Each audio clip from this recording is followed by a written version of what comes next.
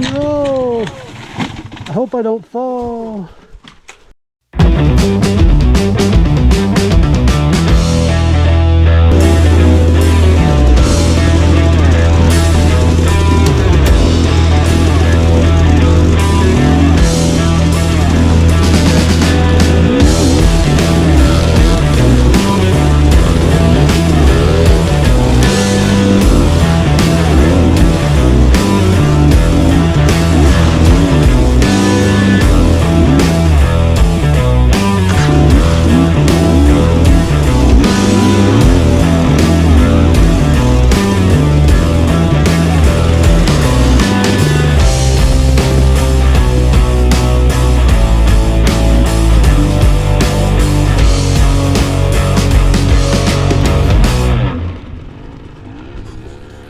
What's up, everybody? Old Man Enduro here.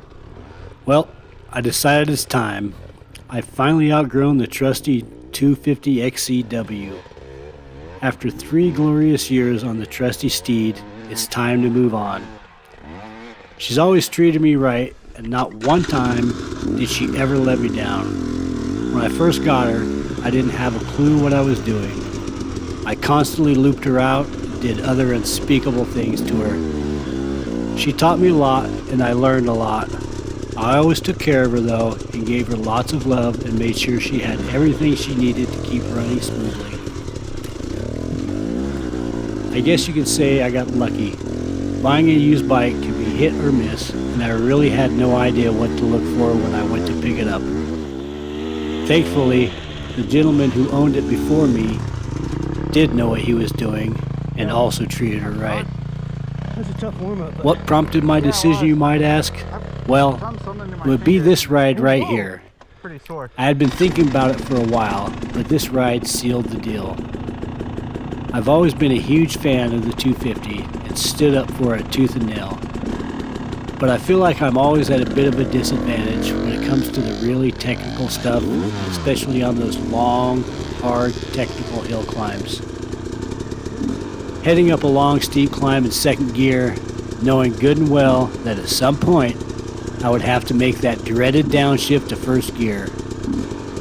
Am I going to hit it just right? Am I going to hit neutral and go careening down the hill backwards?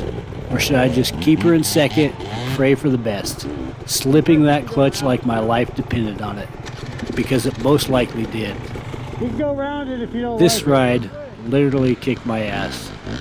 First of all, I'm pretty slow warming up, and this one just started out with some harder lines. I was also having a really off day. I couldn't quite get in the groove. I haven't had to pick up my bike so many times in quite some time, and my fitness level at the moment is definitely subpar. I was out with Moto Mad Ned, El Presidente, Will, Travis, and Garrett. And I have to say, it was an absolutely remarkable day. Even with how bad I was riding and how exhausted I was, it was probably one of the best rides I've been on. You really couldn't ask for a better group of guys to ride with. These guys are incredibly talented, yet every single one of them is humble and good natured. Anyways, I digress. After lots of contemplating, a bit of harassment from all of my friends, I decided it was time. I was going to go home and start shopping for a 300. It turns out, hey, it was meant to be. When I got home, I was looking at Facebook and an ad came up on a local marketplace page. 2019 300 XCW for sale. The price was right and the bike looked clean. This is too good to be true, I thought. I'd better respond right away. I look at the name on the ad, and it turns out it happens to be one of my subscribers. Long story short, that baby's sitting in my garage right now. The whole purchase was a bit of a fiasco, but I won't get into that. I just want to give a shout out to Gil and say thank you once again. And I apologize for all of the hoopla that went along with the sale. Anyways, just like every week, if you enjoyed this video, please hit that like button and subscribe to the channel. I'd also like to remind everyone that out of respect for the local riding community and the local trail builders, I do not give out trail locations, and I never will. I hope you can understand and respect this. I hope everybody has a great ride this weekend. I know I will. Old man, out.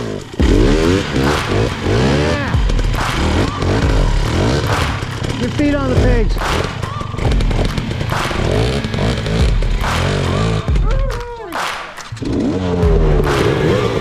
Searching for greatness in a sea of the dying and shameless. A sea of the aimless. I don't wanna be one of the nameless. I'ma wake up with the mindset that one day I'm gonna make it. And I don't think I'll be fine if I don't break my limitations.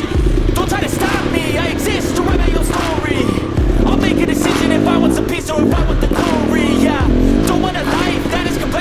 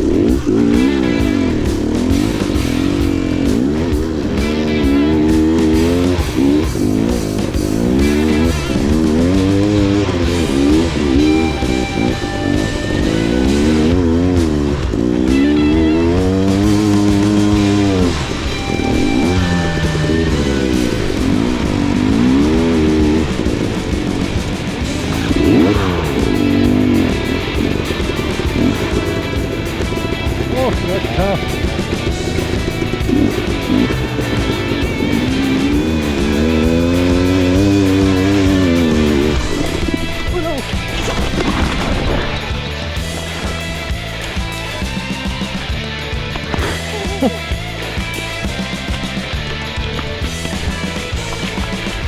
high side.